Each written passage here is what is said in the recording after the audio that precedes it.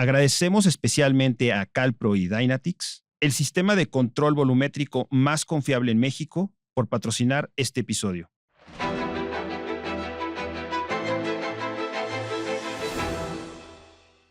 La Agencia Internacional de Energía nos dice que estamos ante la disrupción histórica del mercado petrolero más importante de los últimos tiempos. El ataque a la infraestructura energética en Medio Oriente y el bloqueo del Estrecho de Hormuz han provocado que el barril de petróleo alcance incluso los $150 por barril en el mes de marzo y la oferta disminuya alrededor del 10%. Por otro lado, S&P, Standard & Poor's Global Energy, nos dice que la demanda ha disminuido alrededor de 5 millones de barriles y los inventarios se han reducido en el mes de abril 200 millones de barriles diarios. Es decir, durante el tiempo que ha permanecido la guerra con Irán, han salido alrededor de 1,000 millones de barriles de petróleo crudo del mercado. Esto nos lleva a pensar si Canadá, Estados Unidos y México pueden integrar un bloque que le dé una mayor resistencia regional a Norteamérica ante la nueva realidad. Por ello, nos da muchísimo gusto recibir a Matthew McManus desde la ciudad de Washington, D.C. Él es colaborador e investigador del NCEA, del National Center for Energy Analytics, el Centro Nacional de Análisis Energético. Matthew, bienvenido. Gracias por la invitación. Gracias por invitarme al programa. Energía personal. Matthew, ¿quién es Matt McManus, el experto en política energética con 30 años de experiencia en el Departamento de Energía? El diplomático amigo de varios embajadores de Estados Unidos en México. El investigador de la Universidad de Georgetown, prestigiada Universidad de Georgetown con sede en Washington. El colaborador de varios equipos y firma de acuerdos comerciales de Estados Unidos con terceros países. Y el investigador y colaborador del NCEA, the National Center for Energy Analytics. ¿Quién es Matthew McManus? Gracias por la invitación. Mi interés en América Latina y con el idioma español comenzó cuando fui estudiante a Paysandú, Uruguay, una ciudad en el medio de las Pampas, al lado del río Uruguay, y continuó mis estudios en español y economía a una universidad jesuita cerca de Boston, se llama Holy Cross, y después fui a Georgetown por un máster donde estoy un profesor sobre cosas de energía. Inicié mi carrera en el Departamento de Estado con nuestros vecinos en México, porque yo fui un negociador del NAFTA. Trabajé en los capítulos de energía y compras del gobierno. Y creo que al otro lado de mesa de mi equipo fue Héctor Olea, que yo sé es muy exitoso en México. Y trabajé por 30 años con mis colegas en México. Amigos, conozco Nuevo León, una reunión internacional en Cancún. Hay muchas veces, muchas visitas y trabajé muchos años con mis amigos en México. Gracias por invitarme. Y además conoces México muy bien, Matthew. Es un honor tenerte en este programa. Diálogo energético. Matthew, ¿podrían México, Estados Unidos y Canadá pensar en una integración regional que le dé mayor resiliencia a Norteamérica en esta nueva etapa o era que estamos viviendo, donde hay una mayor incertidumbre? Hablo de un bloque energético. ¿Qué piensas tú Matt?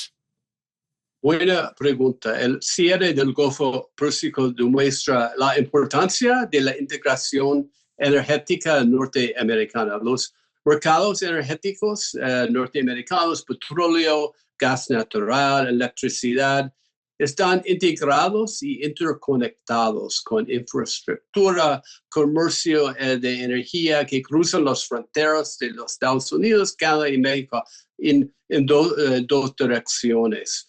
So, Canadá es el más grande proveedor de petróleo importado a Estados Unidos.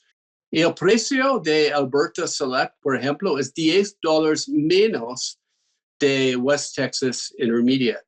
So, eso ayuda a la economía de los Estados Unidos, pero también de México, porque nosotros mandamos productos refinados a México.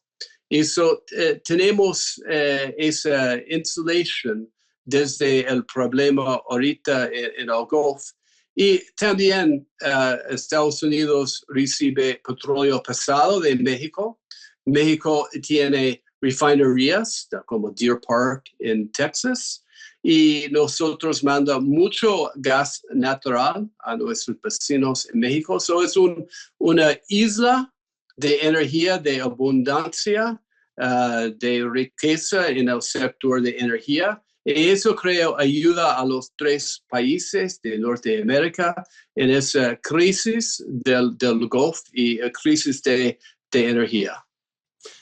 Por tu respuesta nos damos cuenta de que ya hay una integración y podríamos pensar en seguir profundizando esa integración, ¿no, Matt? ¿Cómo no?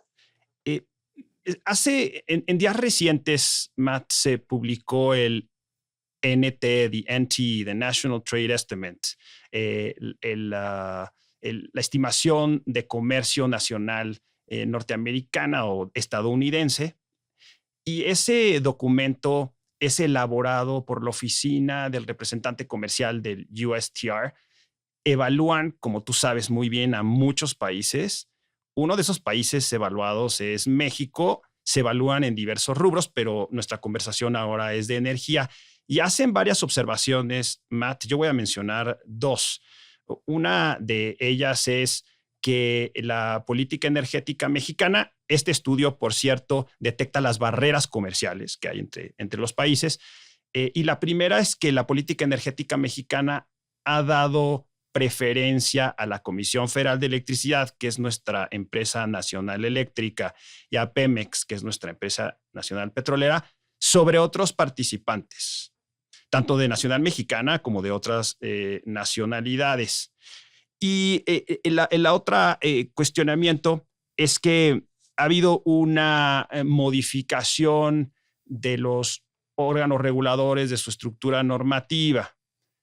Matt, ¿tú ves un espacio en donde se pueda superar estos temas, en donde encontremos un balance político-económico entre Estados Unidos y México para seguir adelante en esta idea de integración? Buena pregunta. Ustedes tienen una ley de sector eléctrico que da a CFE la participación de 54% de la producción de electricidad, aunque la ley también incluye disposiciones anti-monopolio. La ley también establece a todos los generadores, incluyendo los del sector privado, acceso a la red con base a la eficiencia y la rentabilidad. El problema por los reguladores será equilibrar esos dos objetivos. Si no están iguales, los inversionistas, los extranjeros que tienen plantas allí, podrán verse en desventaja, right?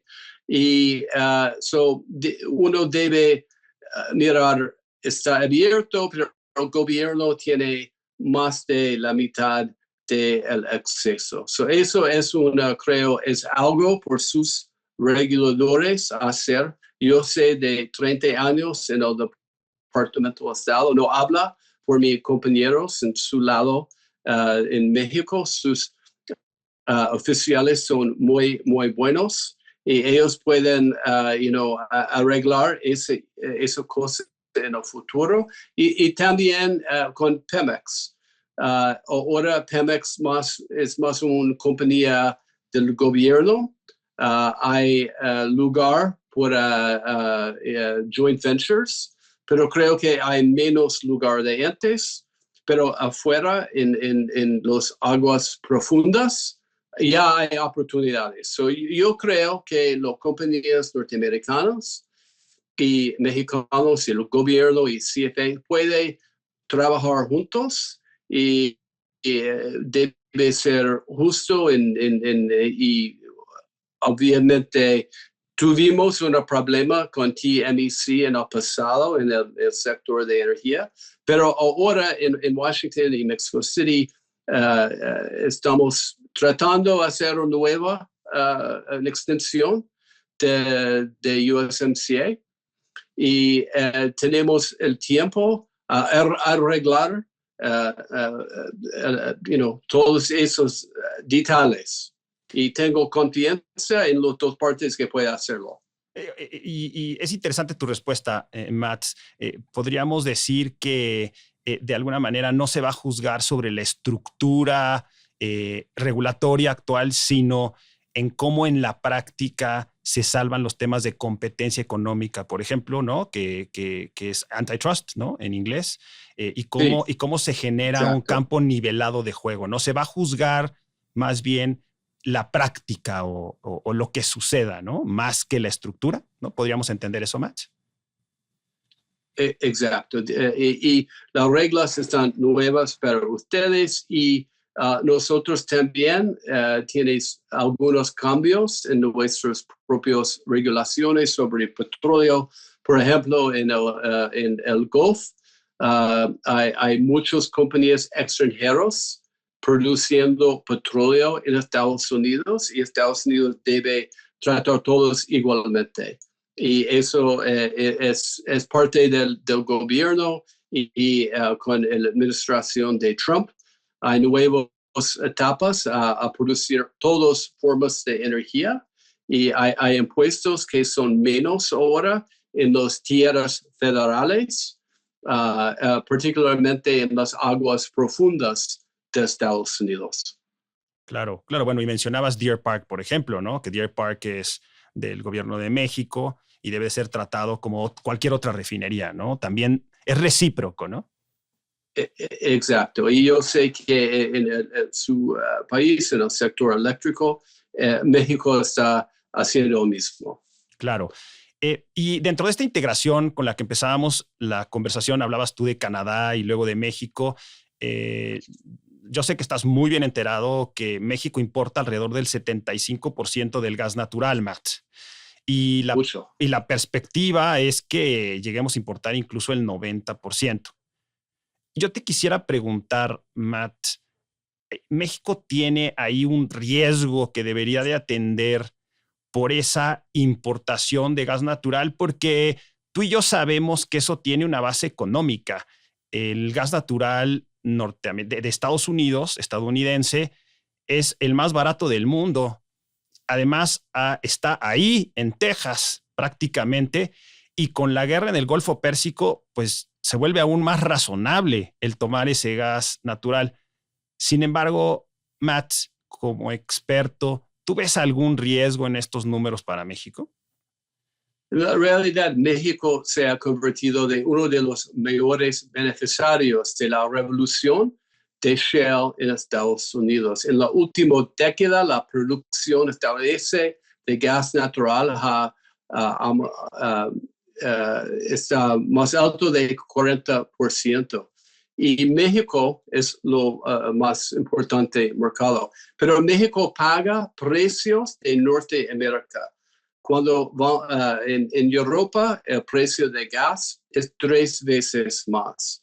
So, creo que México como vecino, el parte de Henry Hub, casi paga precios de Henry Hub, que es nuestro marker por el precio de gas, es como $3.50. En Europa es como $15. So, creo que hay beneficios a México a importar gas de Estados Unidos. Y México también tiene la oportunidad de producir gas natural. Puede cambiar las regulaciones si México quiere hacerlo, es su cosa. Hacerlo más fácil producir gas natural. En mi propio estado de Pennsylvania, creo que uno es el centro del fracking para gas natural. Y tierra está, la gente, property rights son privados. Si tiene tierra, puede ganar dinero, impuestos, un royalty por el gas. Eso no es el caso en otros países, en Europa, y creo que es una importante razón porque Estados Unidos está produciendo tanto gas natural. Tocaste muchísimos temas que podría ser un programa entero, Matt, de cómo es el tema de propiedad de explotación de hidrocarburos en Estados Unidos. Es interesantísimo. Y mencionaste también otro punto, que es que México ya se está beneficiando del fracking, porque el gas natural que importamos va al sector eléctrico, y el sector eléctrico pues está en todos los hogares de las personas que nos están escuchando, Matt. Y eso ha permitido que los precios en México se anclen para la industria y demás en un gas muy barato que ya quisiera barato. Y que ya quisiera Europa. Europa y Asia está pagando más. Y la interesante cosa sobre nuestro gas natural es solamente exportamos 20% del gas en Estados Unidos. So, es un precio de Norteamérica, no mundial. Petróleo siempre es un precio mundial y todos debemos pagar más, aunque en el caso de Canadá pagamos $10 menos, que ayuda a Estados Unidos, ayuda a México también. Claro, tuviste y en este sentido, siguiendo la línea del fracking, Matt, tuviste una interesante entrevista en News Nation muy recientemente. Y en ella mencionabas, Matt, que la revolución que vivió Estados Unidos con el fracking lo ha transformado brutalmente. Es una revolución. Y mencionabas ahí números que son impresionantes. En el año pasado, en 2025, Estados Unidos exportaba 4 millones de barriles y tuvo un pico de 13.6 millones de barriles diarios. Eso incluso adelante de Arabia Saudita. Reposiciona a Estados Unidos como nunca, Matt. Y me gustaría preguntarte, tú, en tu opinión, ¿piensas que México tiene los ingredientes necesarios para llevar a cabo una revolución de ese tipo en México, Matt? Sí, creo que México tiene el mismo tipo de formación como a otro lado de Texas, por ejemplo. Las reglas están distintas. México tiene una historia muy grande de produciendo petróleo, gas natural y también en el Golfo. So, México tiene la oportunidad también desarrollar más su sector energético, y en Estados Unidos tiene vecinos y el sector privado, si México quiere, puede ayudarnos, y ustedes ayudar a nosotros, por ejemplo, como dice, con su refinería de Deer Park en Texas. So, creo que es un continente integrado en cosas de energía y podemos trabajar juntos y debemos trabajar juntos porque el mundo está cambiando en el dólar próximo de inversión no será en el Middle East, pero en nuestra región. Eso creo es muy importante a México, Estados Unidos y Canadá. Tendremos una ventaja regional y eso creo que conforme vamos avanzando en la conversación, Matt, creo que se vuelve más evidente este tema de la necesidad de profundizar en la integración, porque integración ya hay. No es que estemos buscando la integración existe, me parece que el reto es profundizarla, ¿no crees? La verdad. Matt, hay esta idea de que si acaba la guerra en Medio Oriente, las cosas van a volver al mismo punto en el que estaban antes. O también esta idea de que estamos ante una nueva era, Matt, de incertidumbre y que las cosas ya no van a volver al estado que tenían antes. Eh, ¿Qué piensas que deben o pueden hacer nuestros países para lidiar con esa nueva era, ya sea Creo- individualmente o como bloque, Matt? Bueno, ese es un buen momento para agradecer la cooperación en América del Norte, right? Tenemos Canadá, Estados Unidos y ahora también Guyana, Brasil. Todos están, por ejemplo, la historia de Guyana, increíble.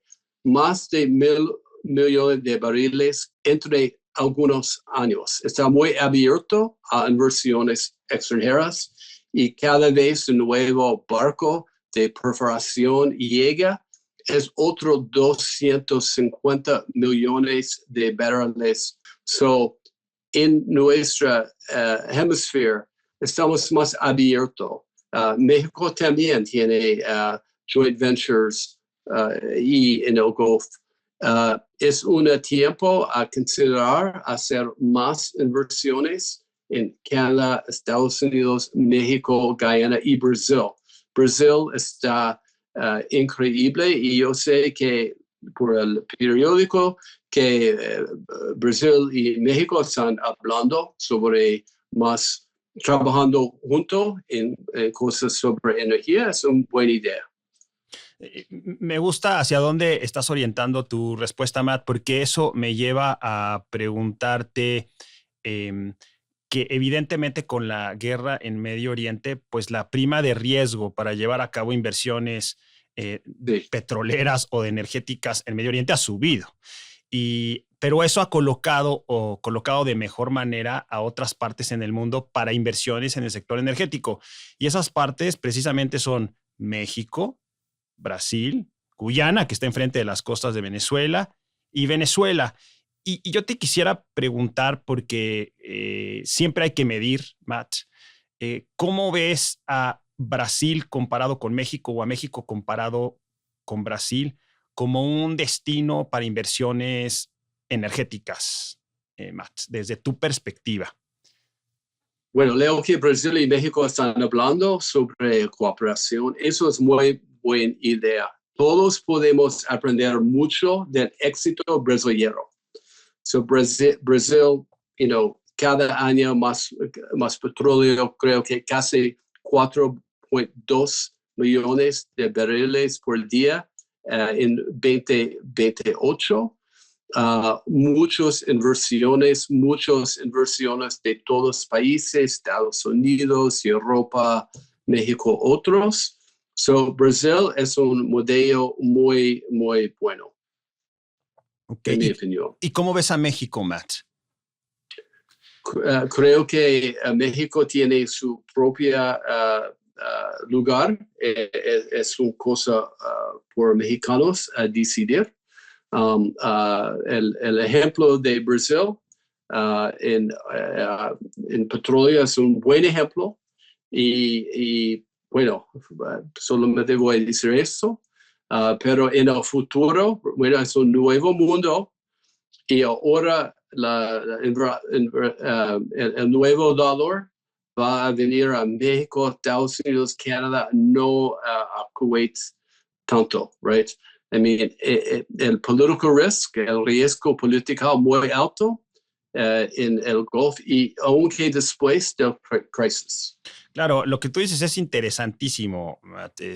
Evidentemente, el socio comercial con el mayor volumen comercial es México en el mundo ya de Estados Sí, Unidos. Y me parece que este tema de energía pues tenderá a profundizarse con lo que exacto. estamos viviendo, ¿no? El dólar de inversión por economía, por matemáticas, irá a Latinoamérica, ¿no? Y esa es una gran oportunidad me parece, para todos los países en Latinoamérica. Y un reto también, regulatorio y político y económico, la duda energética. Tenemos un segmento, Matt, en donde hacemos o nos hacen una pregunta, el auditorio es una pregunta genuina de alguien que escucha el programa, entonces ni siquiera la editamos y te la voy a leer, Matt, textual, para que pues, nos las puedas responder. La pregunta dice, si se lograra una mayor integración energética regional entre Estados Unidos, Canadá y México, ¿cuál sería el beneficio directo para las pequeñas y medianas empresas tanto en México como en Estados Unidos? Porque tú sabes, Matt, y eso ya es mío, tú sabes, Matt, que lo que mueve tanto a Estados Unidos como a México son las pequeñas y las medianas empresas. Entonces la pregunta es, ¿qué hay para mí? What's in it for me? Si yo soy una empresa pequeña o mediana que se constituyó en Estados Unidos o en México, ¿qué les podemos decir, Matt? Creo que la historia bilateral es de las pequeñas empresas. Durante el NAFTA fue una manera de abrir la puerta a cambiar más con más inversiones de compañías más pequeñas. El futuro también, creo que hay muchos energy equipment, compañías de Texas, que su primer lugar a vender su pumps, su valves es México. Y hay historia de las compañías trabajando juntos. Tengo una story como un joven de 23 años en el NAFTA. Mi enfoque fue las compras recurrentes en el sector de suministro de petróleo. So, compras recurrentes de producto pequeño no están under el threshold de NAFTA. Correcto. Pero lo hagamos una frase que dice se venda por el fin de año, $250,000 de una cosita, es cobrado por NAFTA. So, es una manera de incluir los más chiquitas cositas que va a comprar en una tienda al lado de un pozo de petróleo, algo así. So, siempre hay espacio por pequeñas empresas. O sea, sí está llegando a la economía hasta ese nivel la integración, ¿no, Matt? Es lo que estamos reconociendo. La góndola. Tenemos un último segmento, Matt, que llamamos la góndola, porque como tú sabes, en México tenemos un sistema de transporte a base de cablebús, que es un cable transport car, es un public cable transport car, y es un transporte público por cable. Y hacemos la pregunta a nuestros invitados, si tú estuvieras en la Ciudad de México, Matt, y te estuvieras subiendo a la góndola, al cable car, y pudieras escoger a algún personaje de la historia presente o pasado para tener una conversación pues, en un trayecto relativamente extendido, ¿a quién escogerías, Matt, y por qué? Yo soy un estudiante de historia y cuando joven, Ronald Reagan fue el presidente que una vez lo ve un discurso a una universidad y yo sé como persona de California, él tiene una relación muy cerca a México, a mexicanos, visita muchas veces y él fue importante en el país, en mi país, cuando yo era joven, so probablemente Ronald Reagan. Una visita a México en un gondola. Claro, ¿no? Y bueno, y es un presidente que dejó una marca tanto en Estados Unidos como en México, sin duda, Matt. ¿Cómo no? Matt, pues muchísimas gracias por este enlace entre la Ciudad de México y Washington. Espero que podamos tener muchas más conversaciones. Creo que hay mucho trabajo que hacer entre ambos países y en el sector energético ni se diga. Creo que estamos viviendo momentos interesantísimos y pues muchísimas gracias por tu participación, Matt. Gracias a usted. Que estés muy bien. Hasta luego. Realización, host Severo López Mestrarana. Producción, Melissa Moreno. Video, Teresa López. Audio, Federico Baños. Diseño gráfico, Shadani Alcázar y Moy Agüero. Heraldo Podcast, un lugar para tus oídos.